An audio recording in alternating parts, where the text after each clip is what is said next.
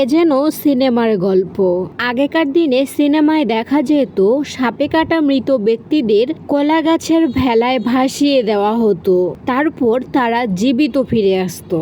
এমনটাই ঘটনা ঘটেছে বাস্তবে। ভারতে সাপে কাটা এক 6 বছরের শিশুকে তার পরিবার কলা গাছের ভেলা বানিয়ে তাকেও সিনেমার মতো ভাসিয়ে দেয় নদীতে, এই আশায় যদি কোনো সাপ সেই শিশুটির বিষ টানে নেয় আর যদি ভাগ্যক্রমে শিশুটি জীবিত হয়ে যায়। সেই ভারত থেকে ভাসতে ভাসতে বাংলাদেশে চলে আসে সেই ভেলাটি। কুড়িগ্রামের দুধকুমার নদীতে সেই ভেলাটিতে শিশুটাকে সহ দেখতে পায় এলাকাবাসী। সবাই দেখে ভীষণ অবাক। শিশুটির নিথর দেহের পাশেই লেখা ছিল শিশুটির নাম, ঠিকানা ও ভারতীয় নাম্বার। সেই নাম্বারে এলাকাবাসী ফোন দিয়ে যোগাযোগ করলে বলে সেই শিশুটি 10ই জুলাই মারা গিয়েছে।